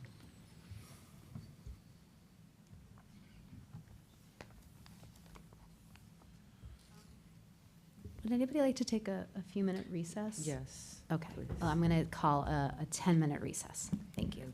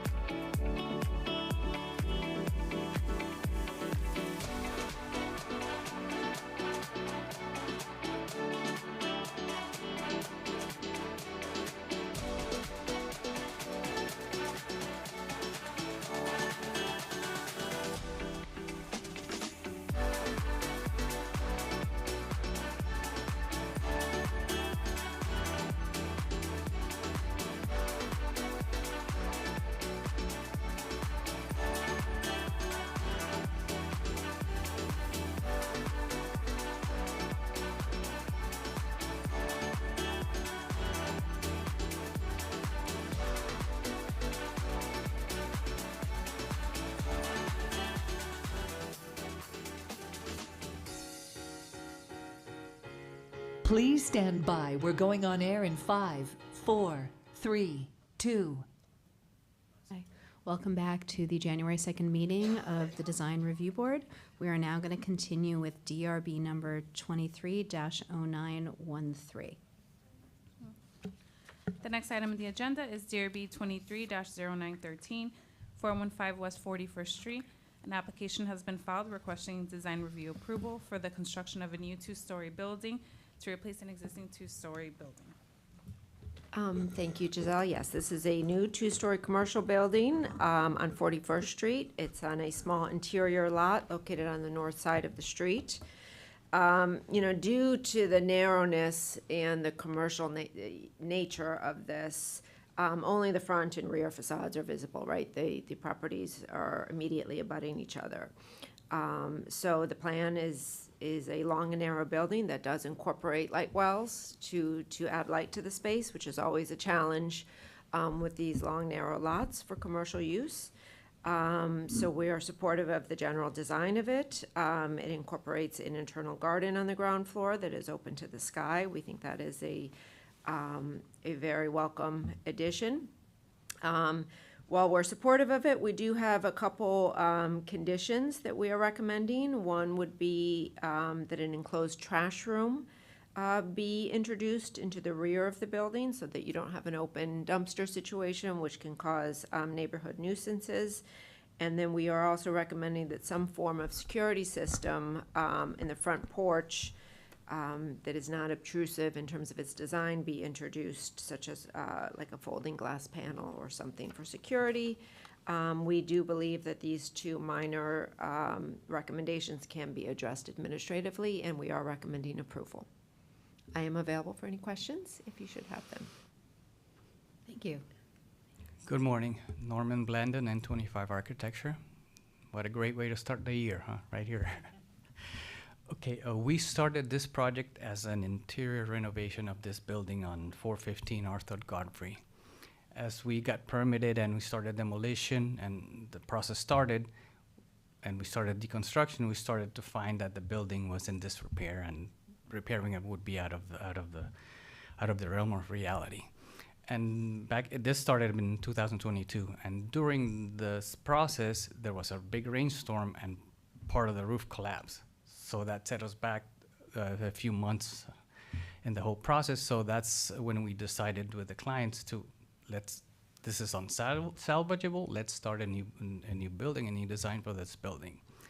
And like Ms. Tackett said, this is a very restricted site. It's 24 feet wide or so between two buildings, with only the front facade and the rear facade visible to the city. As you can see, on the lower left-hand corner, that's the existing building. It's a very brutal facade. I think you need to, we're not seeing. Sorry, I thought I had, I thought I had it here. Okay. Yes, lower left, it's a photograph of the existing condition. It had been a real estate office, a business office for a long time. Obviously, for a few years, it's been vacant since this whole problem started. This is a timeline of the process of. There's a photograph of the roof collapse during that rainstorm, and that, as you can see there, that's the previous existing plan what we were trying to renovate, but just didn't recommend. We just have it there for reference what it used to be. These are some of the pictures of the conditions as they are right now. So it's basically we have to start from scratch. This is our proposed site plan, let's say. As far as square footage, we're basically going to be under the existing square footage, so we're not going to go over the existing square footage. We're going to go below the existing square footage. As Ms. Tackett mentioned, the facade facing 41st Street, we are trying to create some transition and some layering from the public facade, from the public space, the sidewalk, a transition space, and creating a light well as well, as you can see that notch there, and as we transfer into the private space. And then that other opening you see is the light well that we will be showing you here soon. These are the proposed plans. As you can see on the right-hand side, that is the entry courtyard. as we go from the sidewalk in, we've created a ramp because an important factor here is that we're at 3.73 sidewalk elevation. And the way we're dealing with the design floor elevation, which would be 9 feet, that would create a 60-foot long ramp. So that basically makes that unfeasible.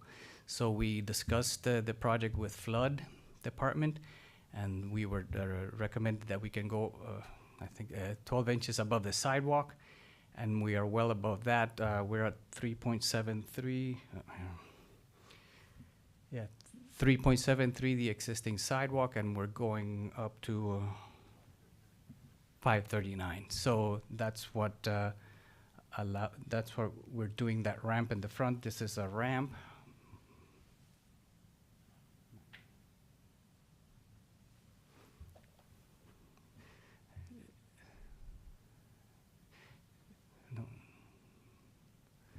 Yeah, so as you can see, going in, there's a gap at an entrance between the sidewalk into that ramp, and that ramp U-turn creates a little garden. There's a possibility to create a garden there to soften up that ramp. Obviously, it's very basic concrete, and we are softening it up with that little garden. A waiting area, maybe a place for people to just sit down and wait for the food to be delivered and whatever other causes. And then we go into the building. Right now, it's basically an open space. The building has not been defined or has not been rented out yet by the clients. And on the ground level, you see the planting and the interior courtyard, interior garden, and the service area beyond that to create 2 restrooms, the kitchenette, and all the mechanical equipment, and the stair back there. And since Friday we received the staff report, we already found a solution for the trash room. And we are going to be able to basically build it under the stair facing the back alley, because that's an alley in the back. So that we have already solved that problem. Thank you. And on the second floor, it's basically an open plan. And that opening you saw on the site plan, it's a courtyard. On the upper right, the courtyard. Yeah, that's basically becomes a light well for that conference room on the second level. It could become a conference room. And above that, you see the contextual drawing of the whole block from Royal Palm to, I forgot the other street. So as you can see, from Sheridan to Royal Palm, that's contextual elevation of all the buildings there and the dates they were built. This one was built originally in 1935 with some renovations. And let's go next. This would be a building section of cutting through from the sidewalk to the alley. This is another point I wanted to make. As you can see, the bottom slab is very thick. We've already addressed the concern about the design floor elevation. This would be the slab to resist hydrostatic pressure, obviously from flooding. So that right now it's looking to be like a 30-inch slab. So that's how we're addressing the flood elevation issue. One of the issues, one of the points we're making there. As you can see there, you have the light wells, and we've created layers from private to semi-private, and then back out to public. This is a contextual photograph of the whole block, our building in the square, obviously. These are some renderings of our proposed elevation. We have the opening right from the sidewalk into the main doors to the building. To the right is the ramp.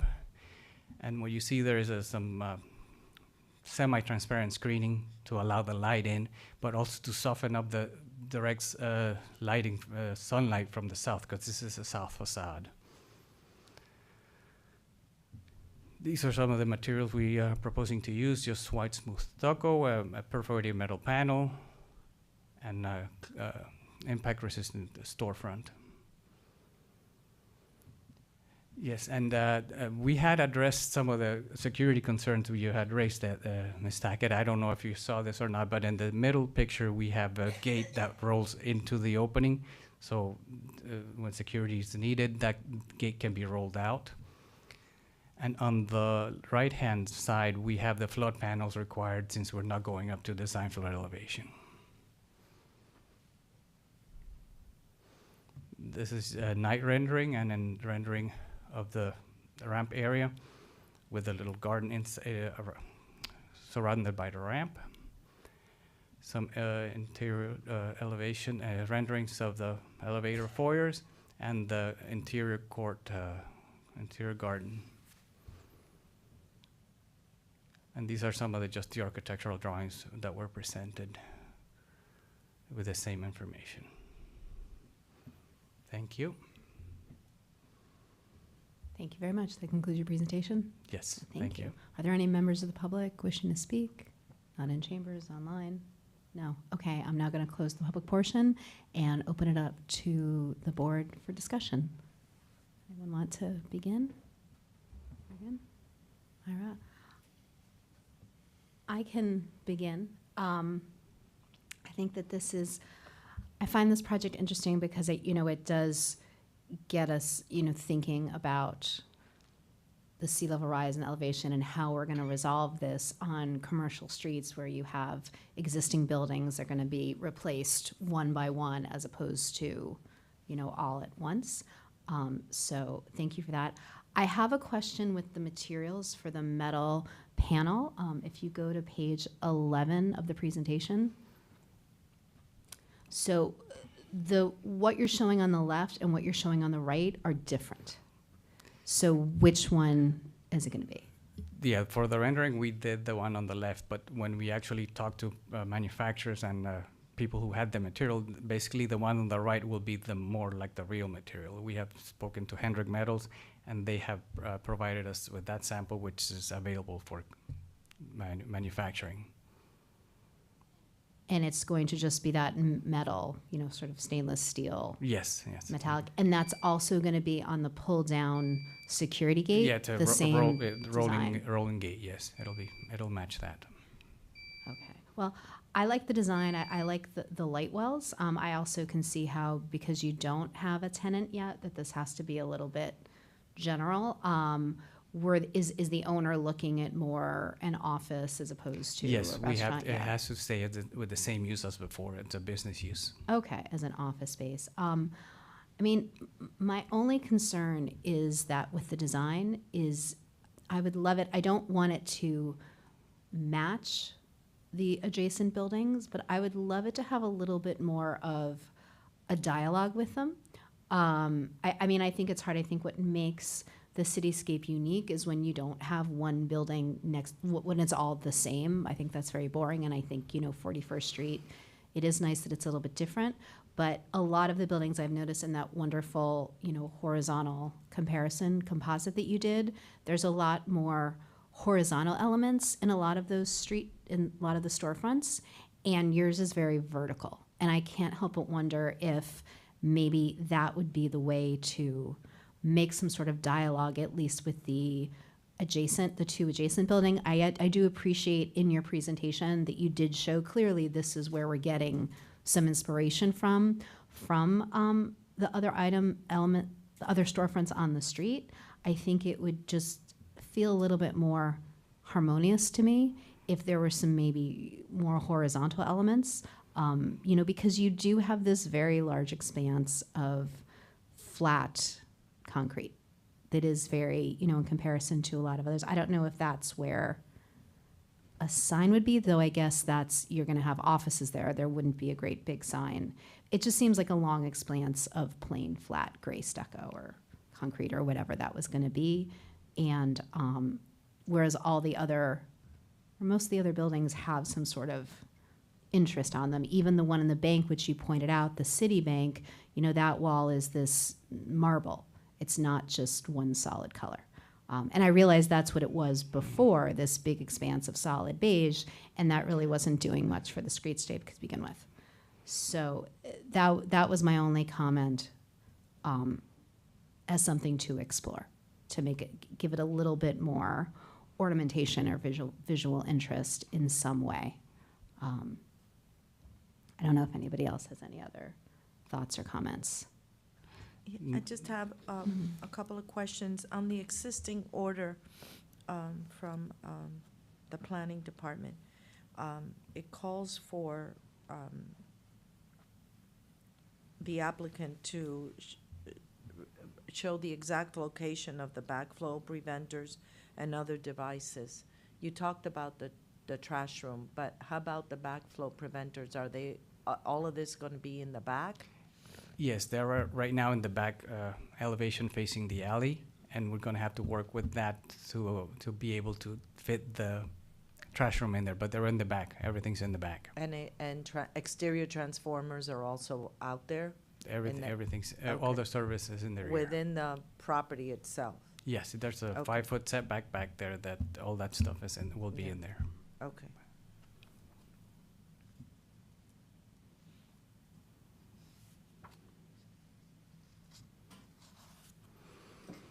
I don't know if anybody would like to. If there's I no will. Do we have enough for, oh, yes, okay, I see him.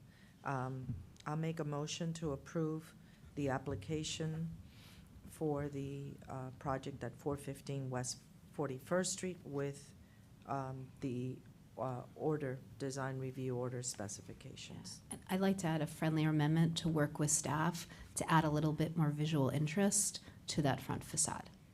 Noted, and we have been working with staff for quite some time. Thank you. Thank you. Second. Okay, let me call the roll. Mr. Durfendiffer? Yes. Ms. Buttercavoli? Yes. Mr. Sheldon? Yes. Ms. Giller Nelson? Yes. Okay, Thank you. Thank you. congratulations. All right, thank you.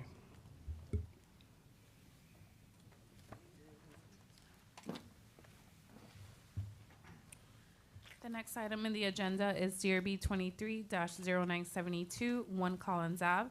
An application has been filed requesting design review approval for modifications to the ground level of an existing building, including the construction of a single-story addition and the construction of an exterior ground level retractable canopy associated with a new restaurant.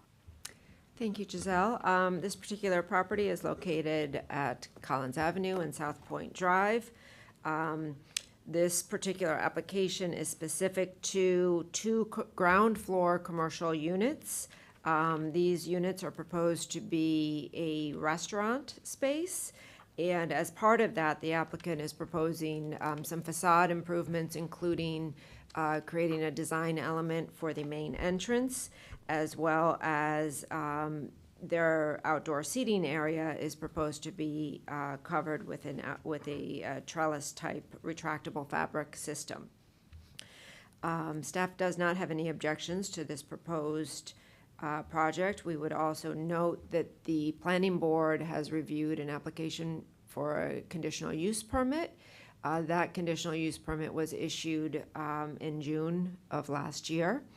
And we look forward to this particular space becoming active commercial use, which we do believe will enhance the pedestrian experience and create activity within this very prominent corner of South of Fifth neighborhood.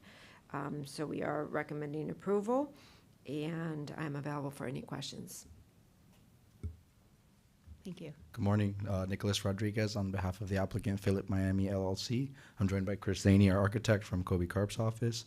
Abraham Merchant, the owner of the restaurant, is also joining us via Zoom. He's back in New York. So Philip Chow is, we have our digital presentation if we could pull that up. Perfect. So Philip Chow is a New York-based Chinese restaurant providing hot Beijing-style cuisine at like an elevated, high-end atmosphere. They want to bring their location back to Miami Beach. They used to have a location on Ocean Drive. It closed, and now they're interested in coming back. And they are activating the 1 Collins Ave commercial units that have been vacant since the building was constructed in 2016.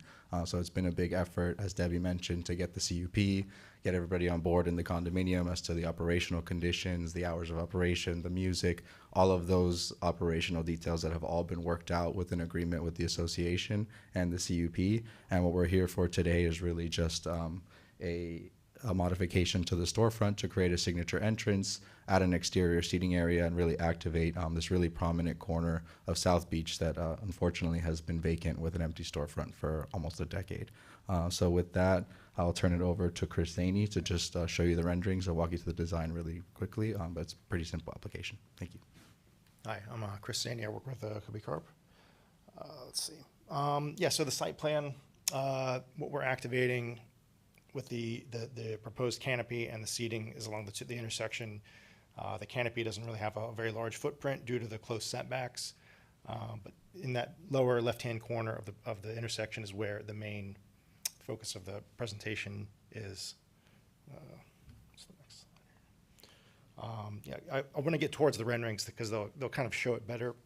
A curved building doesn't read really well in elevation, but this will show that we're trying to activate the main entry door with a solid door flanked by metal panels, and then the canopy. The canopy itself, we worked with staff to make sure that the structural columns of the canopy would align with the existing vertical members of the storefront. Same thing with the horizontal element of the canopy. It's hard to tell in the section, but we'll see in the rendering that the horizontal part of the canopy is also to align with the existing horizontal element of the mullions, so that it's not a foreign object to the building. So we can get to the rendering. You can see here that there's two main things to point out is the entry feature, the door. It's going to be a solid door with a faux wood finish and the flanking metal panels, so that it kind of pinpoints the entry point to this space. Since it's a very uniform, rounded facade, we felt that this was a great way of calling out the entry. And then the canopy being here with and also the furniture and the other fabric elements to the furniture canopies. They're all similar materials and same materials. This is the view looking northwest. So you can see that the alignment with the canopy to the existing storefront, the canopy is retractable, fully retractable fabric. The canopy material is aluminum, but it's going to have a faux wood finish, so it's going to look wood-like.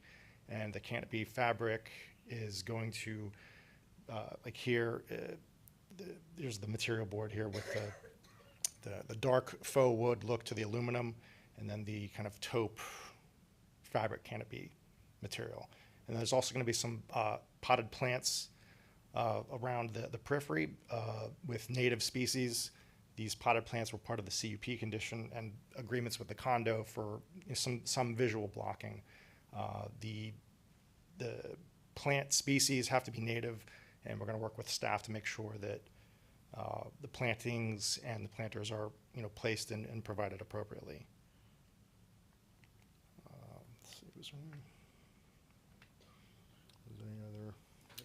Okay. I think that concludes our presentation, and we're available for questions and board comment if you'd like. Thank you. Thank you very much. Is there anybody available online that wishes to speak?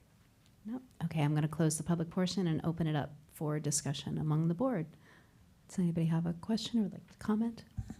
Can you go back to the rendering that shows the canopy that you're proposing and show how far out it would extend into the right-of-way? Let's go back to yeah. So while we're going to the slide, it doesn't extend into the right-of-way at all. That was one of this plan, right? Is that why you added tables under umbrellas? Right. Because you couldn't get it? The setback line is where the structure of the canopy has to stop, and we were allowed to encroach past the setback with the overhang of the canopy.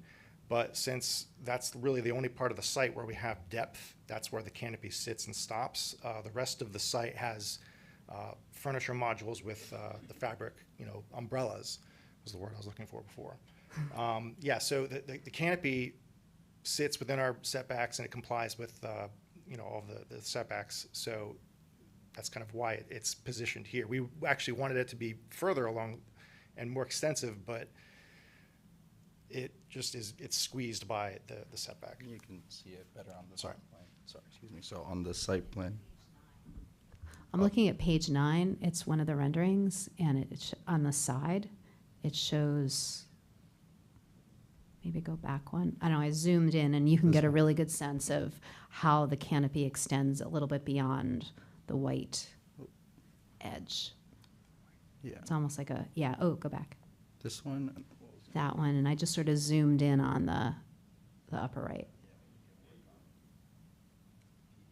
Or maybe the next one. So the umbrellas are in the right-of-way or still within your property? so a condition of the CUP is that everything has to be within the common element of the private property. So just to address that concern, we can see it on the site plan. Okay. So on the site plan, here, let me use the portable microphone. You can see, is this on? You can see that the private property line is here. It comes all the way to the edge. The Ocean Drive sidewalk is much wider, so there's an additional like 9 feet of sidewalk. But everything, the tables and umbrellas, are all within the private property that's associated with this.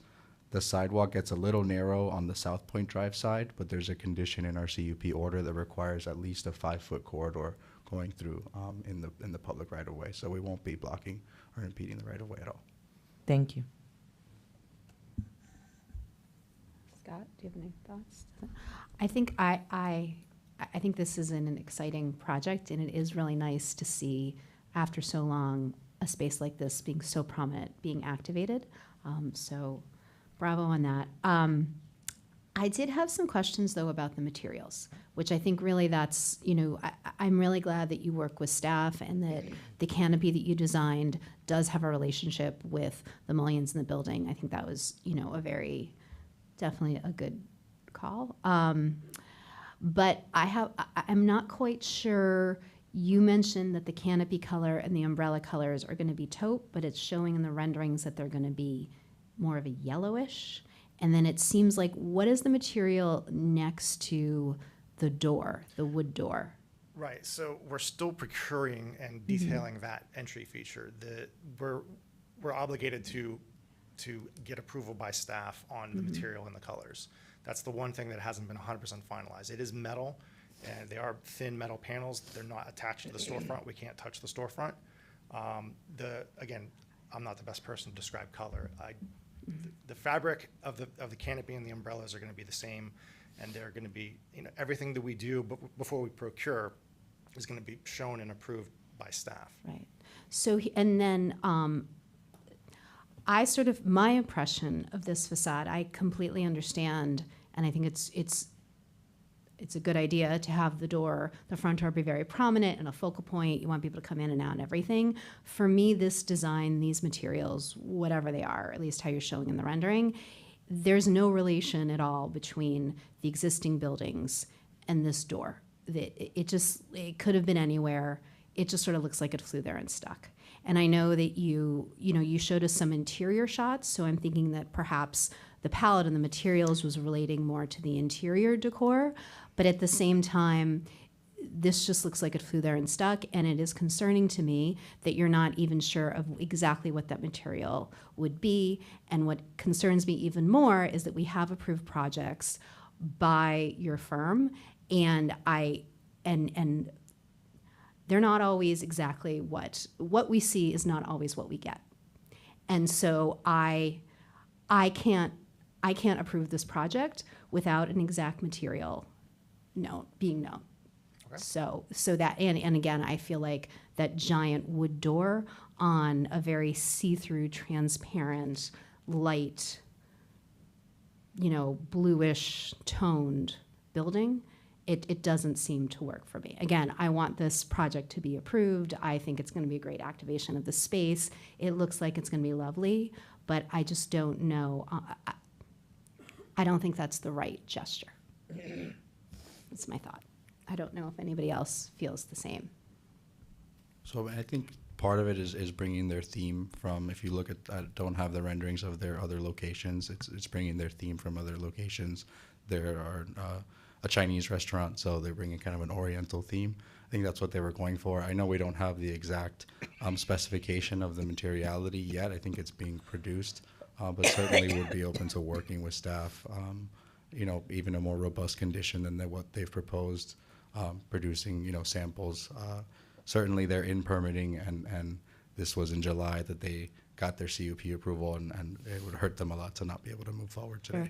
And I also, even with the planters, and now the planters are gray, for me, the materials just don't make sense.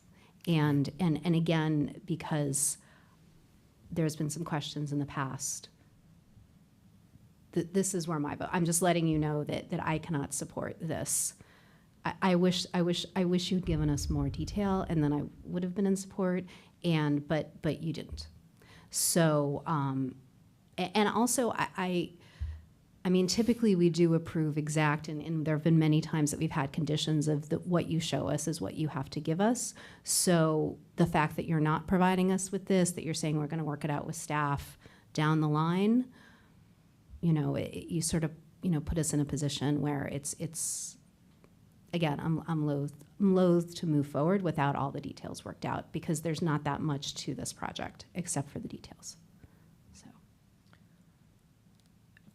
Based on your comments, do we not need a 4 vote on? Okay, and so we currently do not have a 4 vote, and I don't even know how the rest of the members here today feel. So instead of turning it down, should we defer it to the February meeting so that you have an opportunity to bring back the materials that you are proposing? Yeah, certainly. If we clearly we can't get the 4 votes today, so we'll take a continuance to February, and we'll make sure to bring material samples in February. Okay. And I appreciate that. You know, and if you would consider some way of integrating there has to be a design solution that nods both to the interior and to the brand, as well as to the context with which this is happening, and just to sort of think about that when you return to present us. Because again, no one wants this to succeed more than I do, but you know, that's just what it is. Okay, thank you. So can somebody make a motion? I make a motion that we defer the project to the February agenda. Second. All those in favor? Aye. Aye. Okay, see you in February. Thank you. See you in February. Thank you. Happy New Year. Happy New Year. Happy New Year. And Madam Chair, that concludes our regular agenda.